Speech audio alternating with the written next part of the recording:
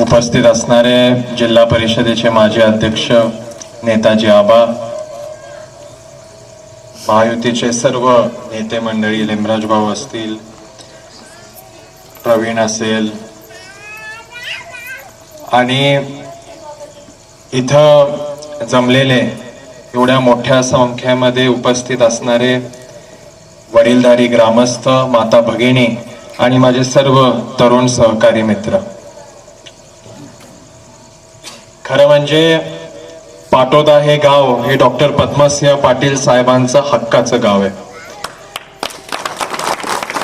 जितकं प्रेम तेरवर आहे तितकंच प्रेम माझ्या कुटुंबाचं आपल्या ह्या गावावर राहिलेलं आहे. आपलं पण तेवढंच प्रेम साहेबांवर, दादांवर आणि ताईंवर राहिलेलं आहे. 4 एप्रिलला महायुतीच्या वतीने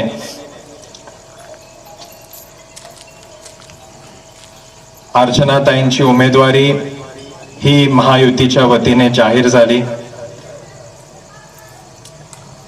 भारतीय जनता पार्टी, राष्ट्रवादी काँग्रेस पार्टी, शिवसेना, रासप, रिपाई व मित्र पक्षांच्या वतीने लोकसभेसाठी त्यांची उमेदवारी जाहीर झाली. ही उमेदवारी जाहीर होत असताना आपल्या लोकसभा मतदारसंघातील 6 विधानसभा मतदारसंघ आहेत. त्यापैकी 5 आमदार हे महायुतीचे आहेत. तानाजी सावंत साहेब, राणादादा चौगुले साहेब, अभिमन्यू पवार साहेब, राजाभाऊ राऊत. आणि या 5 विधानसभेचे आमदारांसकट 2 आपले विधान परिषदेचे आमदार आहेत, सतीश चव्हाण साहेब, विक्रम काळे साहेब, आपले ज्येष्ठ नेते बसवराज पाटील साहेब, रवी गायकवाड सर. या सगळ्यांनी निर्णय घेतला की उमेदवारी द्यायची म्हटली तर ती डॉक्टर पद्मसिंह पाटील साहेबांच्या घरामध्येच असावी, त्यांच्या सुनेला असावी. ताईंना उमेदवारी दिली. निर्णय घेतला. या राज्याचे मुख्यमंत्री एकनाथ शिंदे साहेब, देवेंद्रजी, अजितदादा यांनी त्याच्यावर शिक्कामोर्तब करून दिल्लीला ताईंचं नाव पाठवलं फायनल परवानगीसाठी. तेव्हा नरेंद्रभाई मोदींनी त्याच्यावर शिक्कामोर्तब करून आपल्या ताईंना उमेदवारी जाहीर झाली. आज इथं माझ्या माता भगिनी बसल्यात.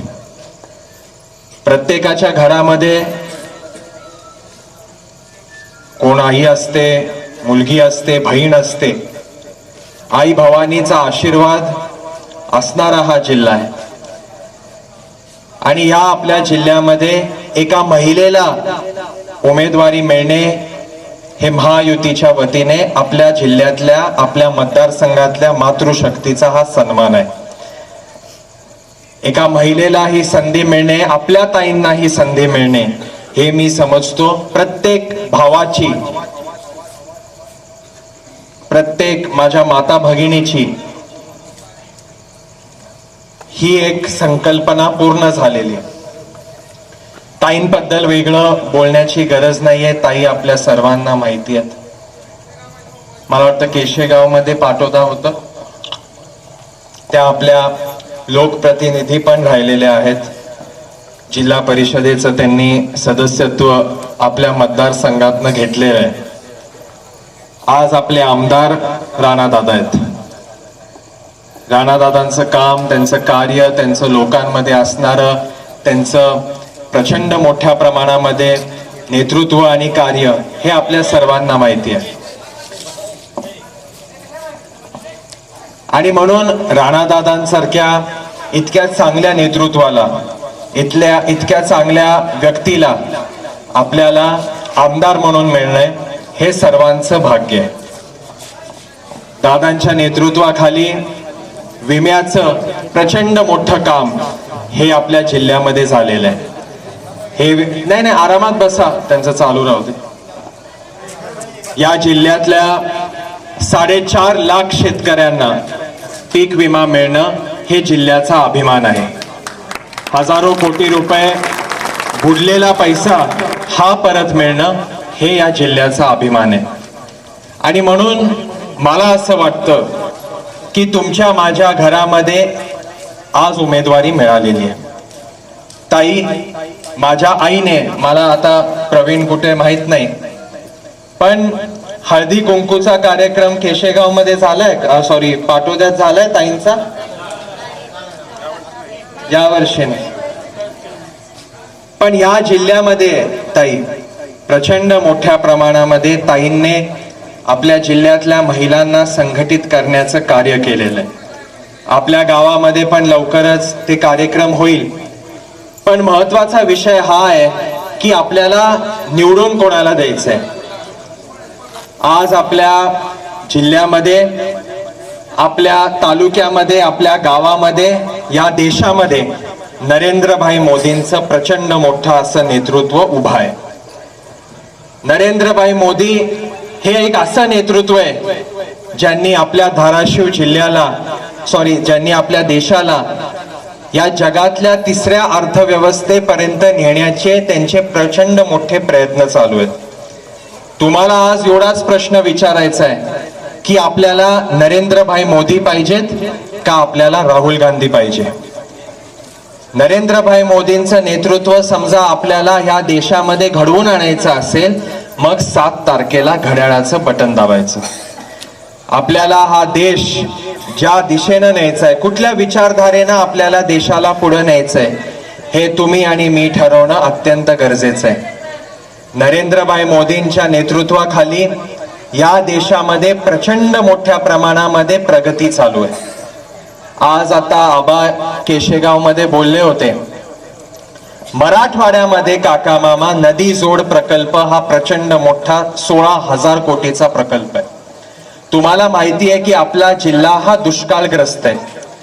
दुष्काळग्रस्त जिल्हा असल्यामुळे इथं पाण्याची खूप मोठी कमतरता आहे. तरी पण आपल्या आपल्या तालुक्यामध्ये, आपल्या जिल्ह्यामध्ये साखर कारखाने हे मराठवाड्यामध्ये सगळ्यात जास्त साखर कारखाने आपल्या जिल्ह्यामध्ये, आपल्या तालुक्यामध्ये. तुम्ही मला सांगा हे कसं शक्य आहे? कारण काय, पाण्याचा मुबलक साठा हा डॉक्टर साहेबांच्या माध्यमातून आपल्या जिल्ह्यामध्ये त्यांनी जे जलसिंचनाचं काम केलं, त्या कामामुळे, त्या कार्यामुळे हे शक्य झालं. आणि म्हणून आपल्याला हे पुढे न्यायचंय. नरेंद्रभाई मोदींच्या माध्यमातून 16,000 कोटी रुपयाची निधी केंद्रातली आपल्याला आपल्या जिल्ह्यामध्ये, आपल्या तालुक्यामध्ये आणायचंय. आणि हे करण्यासाठी आपल्याला आपल्या विचाराचा आमदार, आपल्या विचाराचा खासदार हे निवडून आणणं गरजेचं आहे. मला वाटतं तिथं लक्ष देण्यात काहीच फायदा नाहीये. म्हणून आपण निवांतपणे ऐकावं. हे असल्या गोष्टी गेले 35 वर्ष आम्ही बघतोय, म्हणून निवांतपणे आपलं भाषण ऐकावं. आपण खानदानी लोक आहोत. आपण पिढ्यानोपिढी राजकारण करतो. मल्हार पाटलाच्या पुढच्या 50 पिढ्या ह्या तालुक्याचं प्रतिनिधित्व करणार आहे. म्हणून आपण निवांत बसायचं आणि ऐकायचं.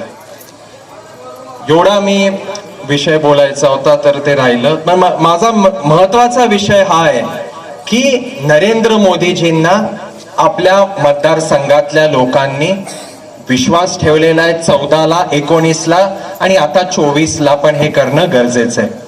2019ला राणादादा स्वतः उमेदवार होते. माझ्या पाटोदा गावातील माझ्या मायबाप जनतेनं माझा एवढ्याच प्रश्नाचं उत्तर द्यावं की राणादादांसारखं इतकं चांगलं नेतृत्व होतं. तुम्हाला मतदान करताना माझ्या मायबाप जनतेनं दादांना मतदान करण्याची खूप इच्छा होती. पण असा प्रसंग घडला की नरेंद्रभाई मोदी आणि राणादादा होते. मग लोकांनी ठरवलं की राणादादा आपल्याला, आम्ही विधानसभेमध्ये मतदान करू, सहकार्य करू, पण देशाची निवडणूक ही नरेंद्रभाई मोदींना आपल्याला मतदान करणं गरजेचं आहे. आज काका मामा प्रसंग असा घडून आलेला आहे की राणादादा आणि नरेंद्रभाई मोदी हे दोन्ही एकत्र आलेले आहेत. आणि म्हणून अशा परिस्थितीमध्ये आपल्या गावाचा विकास, आपल्या तालुक्याचा, आपल्या मतदारसंघाचा विकास करण्यासाठी आपल्याला ही अशी सुवर्ण संधी मिळालेली. तुम्ही मला सांगा, माझी आई, आपली ताई खासदार झाली, ह्याचा फायदा आपल्या पाटोद्याला होणार आहे का नाही होणार आहे? आपल्या ताई खासदार झाल्यावर आपल्या पाटोद्यासाठी झटणार का नाही झटणार? ह्या विरोधातला जो माणूस आहे तो पाटोद्यासाठी त्यांनी खासदार म्हणून काय केलेलं आहे हे ठळक 5 कामं त्यांनी सांगावे. या लोकसभा मतदारसंघामध्ये ह्यांनी काय विकास केलेला आहे ह्याचे 5 कामं ह्यांनी सांगावे. परवा एका सभेमध्ये उभाटाचा हा नेता, मी तुम्हाला सांगतो आता लिमराज भाऊ, तुम्ही मागच्या वेळेस माझ्या वडिलांच्या विरोधात प्रचार केला बरोबर. तुम्ही तुमचं गाव प्लस केलं मोदीजींसाठी, तर तुम्ही माझ्या विरोधात ह्यांनी प्रचार केला राणादादांच्या, आणि बीजेपीच्या माझ्या सर्व बांधवांनी राणादादांच्या विरोधात प्रचार करून नरेंद्रभाई मोदींना पंतप्रधान करायचंय म्हणून काम केलं का नाही. मग लिमराज भाऊ मला तुम्ही सांगा, हा उमेदवार आता समोरचा ठळकपणे सांगतोय की कोण मोदी, कोण नरेंद्र मोदी. मी तर इतका देखणा आहे की मलाच बघून मतदान मागच्या वेळेस केलं. अरे बाळा, ज्या नरेंद्रभाई मोदींवर विश्वास ठेवत या देशाच्या जनतेनं 2019 मध्ये तुझ्यासारख्या भंगार चोराला पण खासदार केलं, हे नरेंद्रभाई मोदींचा आशीर्वाद तुझ्यावर आहे म्हणून तू लोकप्रतिनिधी झाला. नाहीतर कुठंतरी गटाराईमध्ये जाऊन पडलेला असता तू 5 वर्ष. एवढं तू लक्षात ठेव. आणि म्हणून नरेंद्रभाई मोदींवर शंका उठवणारा हा माणूस आहे. आज मला सांगा, आपण देवधर्म मानतो, तुम्ही सर्व देवधर्म मानता का नाही? तुम्ही देवाची पूजा करता का नाही करत? का इथं बसलेले सगळे नास्तिक आहेत? आपण आपल्या देवावर श्रद्धा ठेवतो का नाही ठेवत? अरे, भगवान श्रीरामाचं भव्य मंदिर अयोध्येमध्ये बांधणारा वाघ म्हणजे नरेंद्रभाई मोदी, एवढं लक्षात.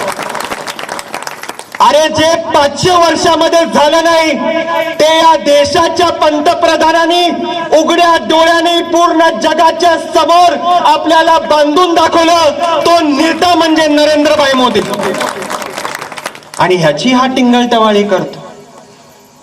कुठंतरी परवा एका गावामध्ये हा म्हणतो, बोला जय श्रीराम, मिळाली का नोकरी? आपल्या देवाबद्दल असा अपमान करणं. अरे, भगवान श्रीराम असेल, माझा महादेव असेल, माझा गणपती असेल, हे आमच्या शक्तीचे स्थान आहेत, श्रद्धाचे स्थान आहेत, आमच्या आस्थेचे विषय आहेत. तू ते जॅक आणि टॉमी देऊन लोकांना नोकरी मिळाली? कुठला जॅक देऊन, टॉमी देऊन आणि तुझं काय काय आहे तू बोलतोस, त्यांनी तू नोकरी मिळाली? माझ्या पाटोद्यातल्या एका नागरिकाचं नाव सांग तू, एका नागरिकाचं ज्याला तुझ्यामुळे नोकरी मिळाली. उगाच टिंगल टवाळी करणारा हा माणूस नाटकामध्ये काम करण्यापेक्षा हा लोकसभेमध्ये ह्याला मोदीजींच्या आशीर्वादामुळे हा गेला. आणि म्हणून माझी आपल्याला विनंती आहे, योग्य विचार करणं गरजेचं आहे. आज तुमचा आमदार तुमच्या हक्काचा आहे, उद्या आपल्या ताई आपल्या हक्काच्या खासदार झाल्या. या राज्यामध्ये एकनाथ शिंदे साहेबांच्या नेतृत्वाखाली देवेंद्रजी फडणवीस साहेब आणि अजितदादांच्या माध्यमातून हे राज्यातलं महायुतीचं सरकार भक्कम आहे. देशामध्ये नरेंद्रभाई मोदींचं सरकार आहे. मग आपलं मत वाया कशाला घालवायचं? आपलं मत विरोधात कशाला टाकायचं? समोरचा निवडून येऊन माझ्या पाटोदा गावासाठी काय करणार आहे? तो तर विरोधी बाकावर बसणार आहे. म्हणजे जे 5 वर्ष नाही केलं तेच परत 5 वर्ष करणार. आणि म्हणून आपल्याला विचार करणं गरजेचं आहे. काल परवा आपल्या हॉस्पिटल बद्दल हा काहीतरी बोलत होता. तुम्ही मला सांगा, मला आता माहित नाही, प्रवीणला जास्त माहिती, पण पाटोदा गावातला एक तरी पेशंट तेरणा हॉस्पिटल मुंबईला गेलाय का? एक? मला तुम्ही सांगा, काका बसा.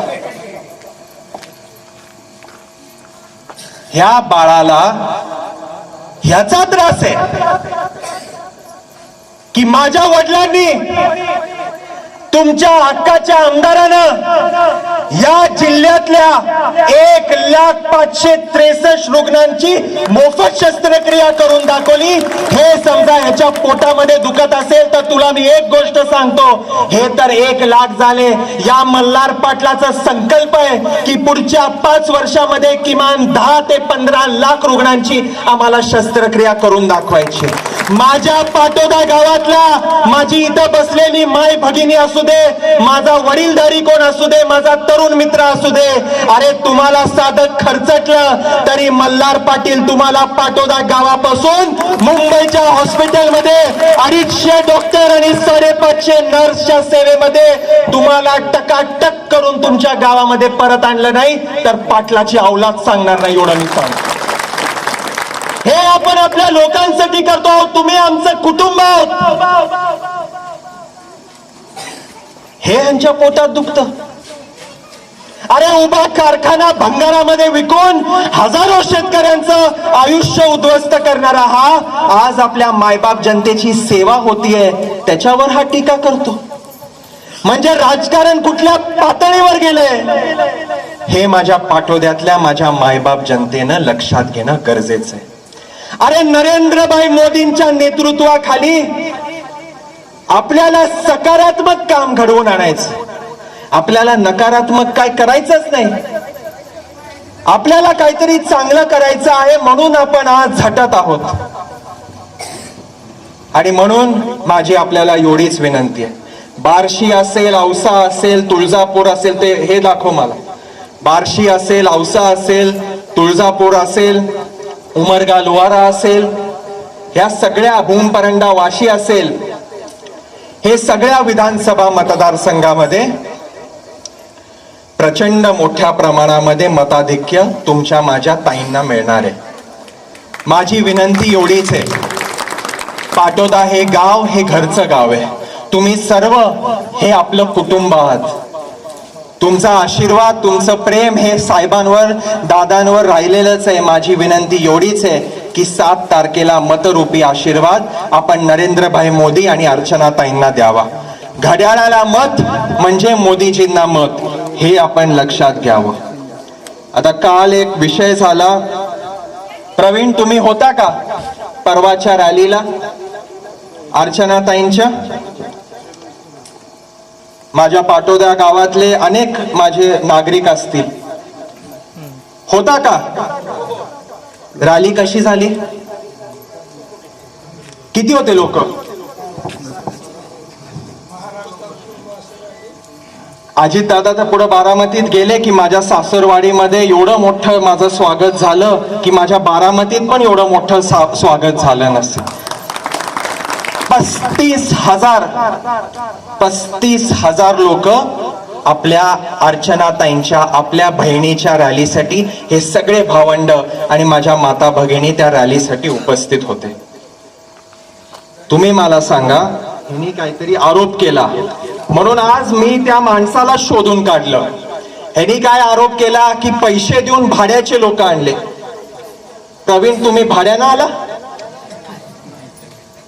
तुम्हाला मल्हार पाटलानं भाडं दिलं यायला? इथं बसलेल्या माझ्या मायबाप जनतेला मल्हार पाटलानं पैसे दिले की माझ्या आईच्या रॅलीसाठी या म्हणून? म्हणून ह्याचं बघा, हे बघा, हे व्हिडिओ आज केलाय, हे ऐका जरा। हे उघड, कसं उघडायचं? सभेमध्ये आरोप करतोय बचत गटाच्या महिलांना घेऊन आलेले होते आणि 500 रुपये त्यांना जेवून महिलांना इथं घेऊन आलेले आहेत। अशा पद्धतीचे असे बरेच महिला आहेत ते त्यांनी स्वतःहून सांगितले की आम्हाला 500 रुपये देऊन, हे असं एका माणसाला आरोप करायला लावलं। आता तो काय बोलतोय ऐका। तारीख होती कोर्टामध्ये थांबलेलो होतो आणि रॅली होती, रॅलीमध्ये खूप गर्दी होती। त्या गर्दीमध्ये काही युट्यूब चॅनलमध्ये फिरत होते, बऱ्याच लोकांचं त्यांनी 1-2 लोकांना पण सांगत होते की तुम्ही असं बोला की आजच्या गर्दीमध्ये लोक खूप आलेत आणि 500 रुपये देऊन आलेत असं तुम्ही सांगा की आम्ही तुम्हाला काहीतरी पैसे देऊ। काही लोक याच्यामध्ये बोलत होते, पण मला ते सांगितलं आणि मला म्हणलं की आम्ही तुम्हाला 4-5 हजार रुपये देऊ। किती देऊ? 4-5 हजार रुपये? हा, शो करताना आला नाही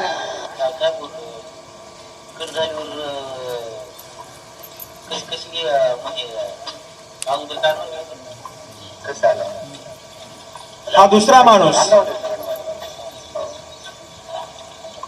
म्हणजे ह्या लोकांना आता अजून एक कोण माणूस आहेत, सगळे लोक यांना परत जाऊन आपल्या लोकांनी विचारलं, बाबा तुला पैसे देऊन आणलं का बाबा? हा माणूस 4-5 हजार रुपयासाठी हे विरोधक 4,000-5,000 रुपये देऊन आपल्या लोकांची, आपल्या ताईंची बदनामी करण्याची ह्यांची परिस्थिती झालेली आहे. कारण काय, 4 जूनला ही मायबाप जनता घड्याळाचं बटन दाबून आपल्या ताईंना आशीर्वाद देणार आहे. त्या रॅलीच्या दिवशीच या समोरच्यांचा पराभव त्यांनी स्वीकारलेला आहे. आणि म्हणून आज मी अजून एक आनंदाची बातमी आपल्याला देतो. आत्ताच आपल्याला दिल्लीतनं निरोप आलेला आहे की येणाऱ्या 30 एप्रिलला सकाळी 11 वाजता आपल्या धाराशिव जिल्ह्यामध्ये, धाराशिव शहरामध्ये नरेंद्रभाई मोदींची सभा आपल्या 30 एप्रिलला सकाळी 11 वाजता आपल्या जिल्ह्यामध्ये, धाराशिव शहरामध्ये होणार आहे. त्या दिवशी तर तुम्ही जनसागर बघा. त्या दिवशी मल्हार पाटलाची चॅलेंज आहे. या राज्यात काय, या देशामध्ये एवढी माझी मायबाप जनता दिसणार नाही तेवढी जनता धाराशिव शहरामध्ये आपल्या देशाचा वाघ नरेंद्रभाई मोदींचा स्वागत करण्यासाठी उपस्थित असणार आहे. आणि म्हणून मी आपली जास्त वेळ घेणार नाही. तुम्ही सर्व माझं कुटुंब आहात. मल्हार पाटील किंवा त्याचे पुढचे 50 पिढ्या तुमच्या उपकाराची परतफेड करू शकणार नाही. माझी विनंती एवढीच आहे, ही आपली घरची निवडणूक आहे. पाटोदा गाव हे माझी आजी पुष्पाताई असतील, माझे आजोबा, माझे काका अमोल भैया असतील, हे त्यांचं हक्काचं गाव आहे. हे डॉक्टर साहेबांवर प्रेम करणारं गाव आहे. माझी विनंती एवढीच आहे, आपला आशीर्वाद, आपला प्रेम हे कायम राहावं. आणि येणाऱ्या 7 तारखेला महायुतीच्या उमेदवार सौ अर्चनाताई राणा जगजितसिंह पाटील यांना आपण घड्याळाचं बटन दाबून प्रचंड आशीर्वाद, प्रेम आणि मोदीजींना आपण आशीर्वाद आणि प्रेम आणि मतरूपी आपण द्यावं, एवढीच आपल्याला नम्र विनंती करतो आणि माझं भाषण संपवतो. जय हिंद, जय महाराष्ट्र.